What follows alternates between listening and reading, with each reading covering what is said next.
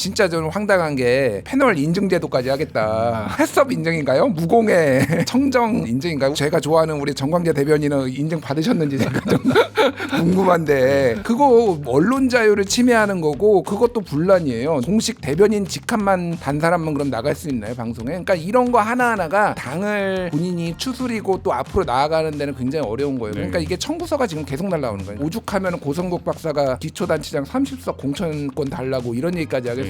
이게 보통 일이 아니다 제가 보기에는. 김종혁 선배 오늘 아침에 만났는데 야 징계하라고 그래. 그러니까 이거 탈락 분란이야 다 분란. 인증 못 받는 사람 어떻게 할 거냐고. 장동혁계가 없는 것도 맞고 이제 만들어야 되죠. 근데 굉장히 장동혁 대표는 딜레마적인 상황이에요. 어저께인가 그저께 그 연합뉴스 인터뷰 한 거를 보면은 무슨 통합이야, 통합 아니야, 다 징계할 거야. 지금 당 내부 상황은 그렇게 보고 있거든요. 그러니까 처음에는 이제 뭐 다 뭐 과거를 덮고 미래로 가야 된다 막 얘기하다가 지금 강성 그 유튜버들을 중심으로 스피커들이 막 이렇게 비판하니까 다 그렇게 얘기했거든. 그거 하면은 이제 분란이에요. 상식적으로 그 단계 한동훈 단계 게시판 단계 사건도 지금 다시 보겠다라는 거잖아요. 그거 지나간 일이 아니다. 그 장동혁 대표가 자기가 최고위원 할 때 이게 말이 되느냐 이런 얘기를 본인이 했었어요. 그러다가 이제 당 대표 돼가지고 그거 다시 보겠다라고 얘기하고. 그리고 지금 진짜 저는 황당한 게 이제 그 패널 인증 제도까지 하겠다. 해썹 인증인가요? 무공해 뭐 청정 뭐 그러니까 인증인가?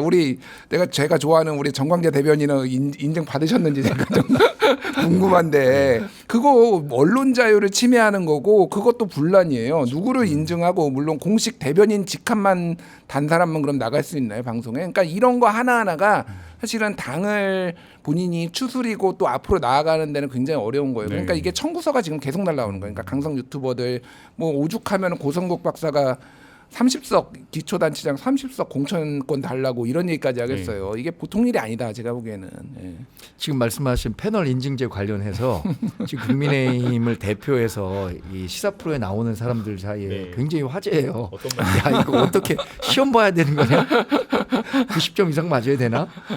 근데 저는 이게 뭐 상징적인 그냥 발언이었을 거라고 생각하는데 2015년 16년에 그 박근혜 대통령 탄핵 정국에서 가장 큰 문제가 됐었던 것 중에 하나가 문화계 블랙리스트, 화이트리스트예요. 권한을 이용해서 문화계의 어떤 특정 인사에게 페이버를 줘라, 불이익을 줘라 이거 관련해 갖고 당시 정무수석실에 있었던 뭐 조윤선 정무수석이라든가 이런 분들이 법적 처벌까지 받았던 걸로 제가 알고 있거든요. 그래서 이게 그러니까 이제 앞으로 나가시는 분들은 당이 어떤 방침을 갖고 있는지를 잘 숙지하고 나갔으면 좋겠다라는 의미로 저는 그렇게 해석하고 있습니다. 설마 뭐 임명장 주면서 나가셔도 됩니다 이렇게 하지 않겠죠. 그러니까 이게 정무적인 문제인데 예를 들면은 정진석 비대위원장 시절에도 방송사에 다 공문 돌렸어요 그때. 그래서 보수 참칭 패널 그때는 1차 타겟이 이제 장성철 소장이었는데 왜 보수 패널 나와가지고 저렇게 당에 해가 되는 소리가 하냐 이렇게 했거든요. 민주당이 하는 방식은 그래요. 여기 이제 같이 동아일보 자매사 이제 채널 A도 있고 뭐 TV조선도 있으면은 그 제작 프로그램진한테 전화해요. 그래가지고 지금 나온 저 사람은 민주당 패널이 아니다라고 실제 압력도 하고 일종의 우리가 원하는 사람 해라 이렇게.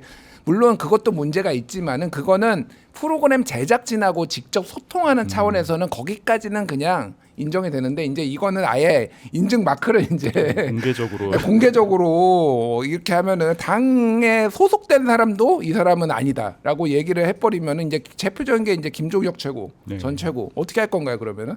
여기 이제 켜켜이 쌓인 사람들 징계하겠다라고 했는데 제가 보기엔 김종혁 선배 오늘 아침에 만났는데 야 징계하라고 그래.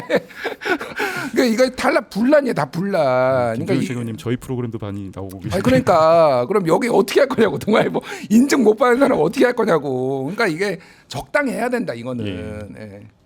알겠습니다.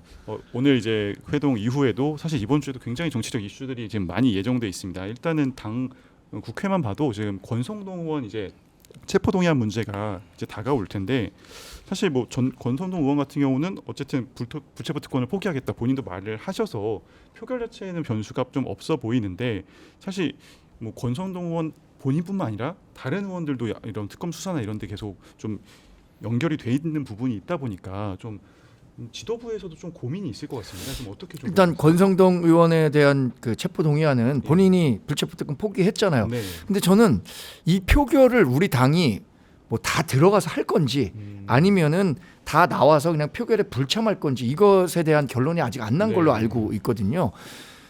한두 가지의 리스크가 있는 것 같아요. 우리 당 국회의원들이 들어가서 표결했는데 거기에 반대하는 표가 나온다.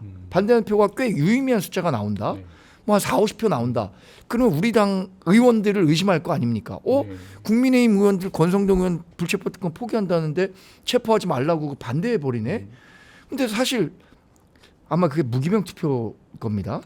근데 우리 당 의원들이 아니라 민주당 의원들이 역선택해 갖고 그냥 야 국민의힘 그 한번 엿먹어 봐라. 네. 이런 식으로 할 가능성도 저는 배제할 수 없다고 보거든요. 네, 네.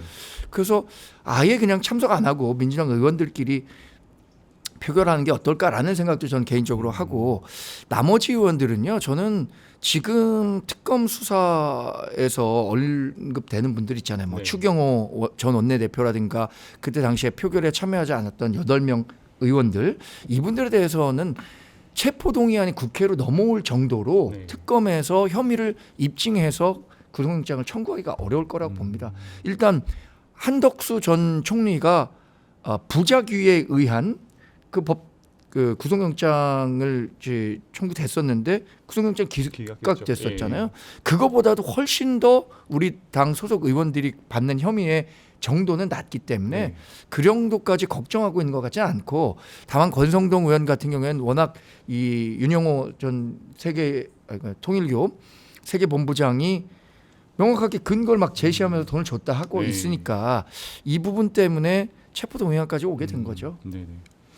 또 평론가님 보셨을 때는 권성동 의원 좀 체포동의안권은 좀 파장은 좀 어떻게 좀 예상하고 계신가요? 뭐 체포동의안 표결은 파장은 없을 거예요. 네. 그건 파장은 없고 사실 이제 국민의힘의 딜레마적인 상황인데 지금 이제 야당 탄압이다라고 이게 피켓 시위도 하고 네. 뭐 여러 개 국회에도 앉아 있고 바깥에서도 하고 그러는데 진짜 신 스틸러인 게 장동혁 대표 뒷줄에 항상 권성동 의원이 있어요. 맞습니다. 그러니까 이게 시그널인데 네. 권성동도 탄압받고 있는 거고 권성동을 안고 가겠다라는 거잖아요. 근데 국민들이 보기에 정말로 권성동 의원은 탄압을 받는 것인가? 뭐 국민의힘 열성 지지자들은 그렇게 생각하시겠지만은 네. 대부분의 중도층들은 그럼 저거 수사 안 해? 저렇게 윤영호 그 세계본부장이 구체적으로 큰 거 네. 한 장 서포트해서 동선까지 다 맞고 사진까지 나오고 이랬는데 이걸 수사 안 한다고 그러면은 이렇게 생각할 거 아니에요. 사실은 네. 당의 엄청난 리스크인데 당이 저렇게 하는 이유가 있어요.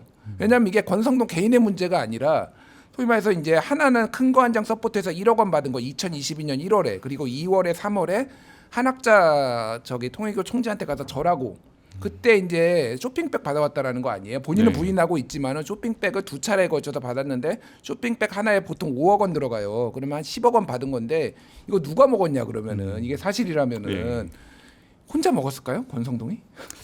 네. 이건 당으로 대선 전에 2월 달에 받은 거는 대선 자금으로 갔을 가능성이 높고 3월 달 거는 이거는 당선 축하금 성격이 지나거든요. 윤석열, 김건희를 포함해서 윤핵관들끼리 나눠 가졌을 수도 있고 여러 가지 가능성이 있어요. 이거는 당의 이게 예전에 이제 차떼기 2004년에 수사했던 그 차떼기 거의 그 수준 될 거예요. 그러니까 이거를 권성동을 안고 갈 수밖에 없는 그런 상황이 네. 지금 돼버렸기 때문에 어쨌든 영장 실질 심사는 이제 체포동의안 동의가 통과가 되고 영장 실질 심사는 전 무조건 구속될 거라고 보는데 그 이후에 어떻게 할 것이냐 국민의힘이 네. 굉장히 좀 어려운 상황이 될 거예요. 네. 근데 지금 평론가님 말씀하신 거는 이제 그랬다면이잖아요. 권성동 의원이 한학자 총재에게 큰절하고 받아갔다 이렇게 얘기를 하고 있는데 거기에 뭐 어느 정도의 금액이 들어있는지도 모르겠고 저는 그걸 받아갔다 뭐 이것도 아직 입증할 건 굉장히 많다고 생각하는데 네. 왜냐면 제가 정치권에 들어온 지 한 2년 정도 됐는데 모르겠어요. 제가 아직 뭐 미관 말직에 있어서 그런지만 부정부패한 돈이 돌아다니는 구조가 아니던데.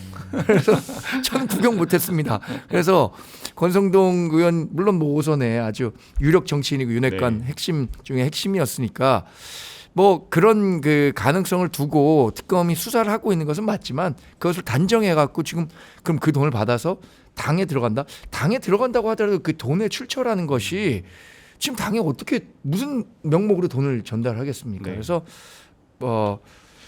만약에 사실이라면 그건 이제 개인적인 일탈로 뭐 통일교도 몰아가는 것 같고요. 네. 권성동 의원도 그럴 가능성이 전 더 크다고 봅니다. 우리 당과 관련해서 뭐 아직 걱정하는 수준의 이야기는 나오고 있지 않는 것 같아요. 네. 아니, 인증 받으시겠네. 뭐 인증받는 이렇게 거예요? 우리 당의 정광재 당의 대변인이 애당심을 지금 애당심을 얘기해서 지금 이렇게 증명하셨잖아요. 인증 받으실 것 같아요. 적극적인 출연이 가능하실 걸로. 네.